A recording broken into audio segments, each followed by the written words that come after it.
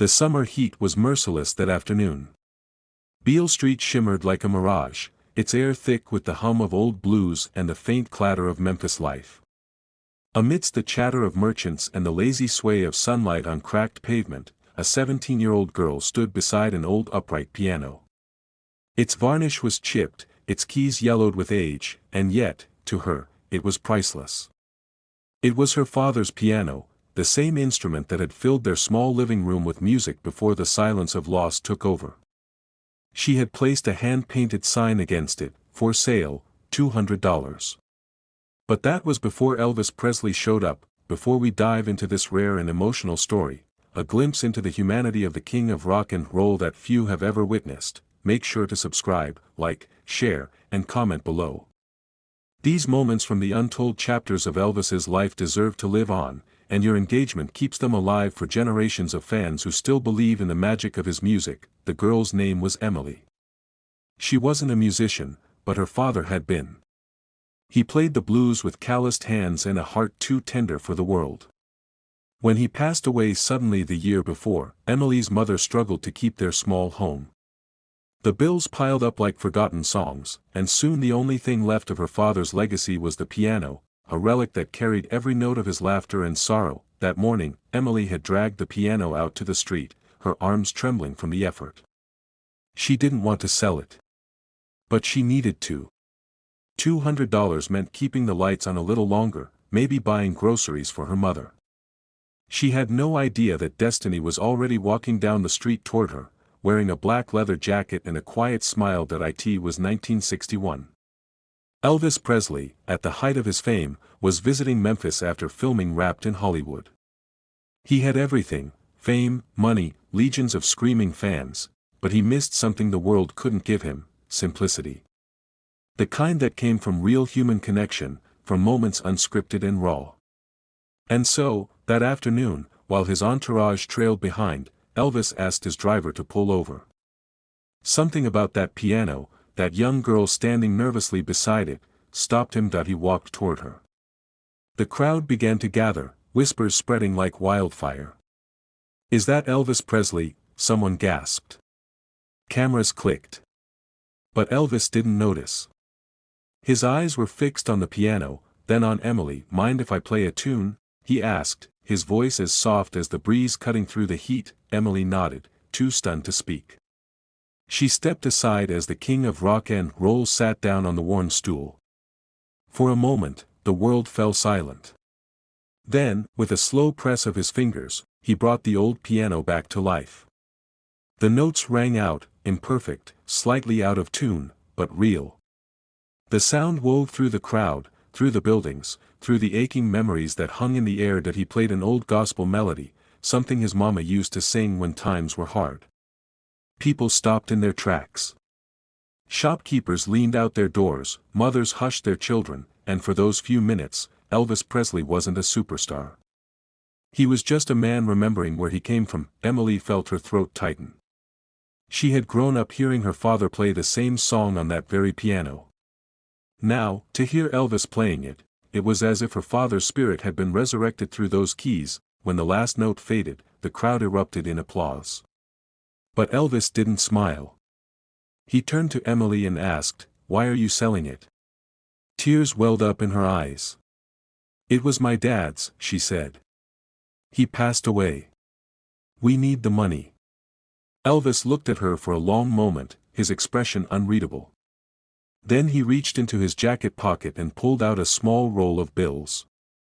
He handed her not $200, but $5,000. "Keep the piano," he said quietly. "And keep playing. Music should never be sold. It's meant to be shared." The crowd gasped, but Elvis just stood, nodding once before walking back to his car. No cameras followed him after that. He had asked them not to. What happened next was known only through whispers, retold by those lucky enough to witness it that day. Emily never sold the piano. Instead, she restored it, playing it every evening on that same street for years, dedicating each song to her father and to the man who reminded her that kindness can sound like music.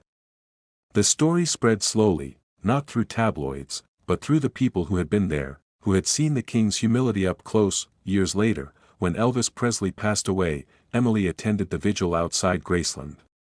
She stood among thousands, holding a candle, her heart heavy yet full. She whispered, "Thank you, not just for the songs, but for the moment that had changed her life forever," because for Emily, Elvis Presley wasn't just the king of rock and roll.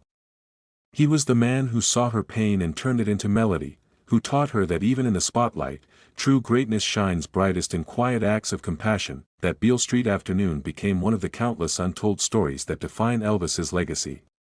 Behind the rhinestones and the gold records, there was a man who never forgot his roots, who could turn an ordinary day into a living testament of generosity. Every time Emily played that piano afterward, she felt his presence, not as a legend, but as a friend, and in that way, his music never really ended.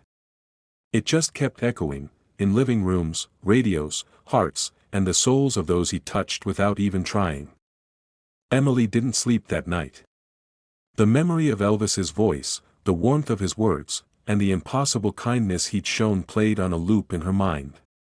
Every time she closed her eyes, she saw him again, the leather jacket, the quiet humility, the way his fingers seemed to breathe life into every key. The piano sat in the corner of their small house once more, its wood glowing softly in the lamplight, as if it too had been touched by something sacred. Her mother wept when Emily told her what had happened, but those weren't tears of disbelief. They were tears of hope, the kind that only come after long seasons of struggle. For the first time in a long time, the house felt full again. The next morning, Emily placed her hands on the keys and began to play the song Elvis had played, slow, careful, almost reverent. The same melody her father once taught her, the same one Elvis had resurrected the day before. And as her fingers found the rhythm, she realized something she hadn't felt in years: peace. Word of the encounter spread quietly through Memphis. There were no headlines, no interviews, no flashy stories in glossy magazines. Elvis hadn't wanted that. But in the neighborhoods around Beale Street, the people talked. They spoke of how Elvis Presley, the king of rock and roll, had stopped his car for a girl and her piano. How he had played not for fame, not for cameras, but for the simple act of kindness. Weeks passed, and one evening, Emily received a letter in the mail. The envelope bore no return address, only the faint scent of cologne she remembered from that day. Inside was a handwritten note, written in a familiar cursive. "Keep playing, kid. Every song you play is another heartbeat in the world. Never stop making it beat." Her hands trembled as she held it. She didn't need to guess who it was from. From that day on, Emily made it her mission to honor both her father's memory and Elvis's kindness. She began playing at community gatherings, small local fairs, and church halls. The piano, old and imperfect, became a symbol of endurance, of how music, like love, could survive even the hardest seasons. By the time the late 60s rolled around, Elvis's fame had exploded to heights unimaginable. His performances in Las Vegas were dazzling, his shows electric. But for those who knew the Beale Street story, there was always a deeper understanding, that beneath the bright lights was a man who still carried the spirit of that quiet afternoon. In one rare interview from 1970, when a journalist asked Elvis what kept him grounded, he smiled faintly and said, "There's a little girl somewhere in Memphis who reminded me that music ain't just about playing loud, it's about playing true." He never mentioned Emily by name, but she knew he was talking about her. As the years went by, life changed its rhythm once again. Emily grew older, started teaching piano lessons to neighborhood kids who couldn't afford instruments. She never charged much. Sometimes she didn't charge at all. "Music isn't something you buy," she would tell them, echoing Elvis's words. "It's something you give." The piano aged too, its wood fading, its sound deepening. Each key carried the ghosts of 1,000 songs, each one a story of loss, of joy, of healing. When Emily looked at it, she no longer saw sorrow. She saw legacy. One summer evening in 1977, Emily was closing her small music school when the radio crackled with breaking news: Elvis Presley had died. The words hit her like a cold wave.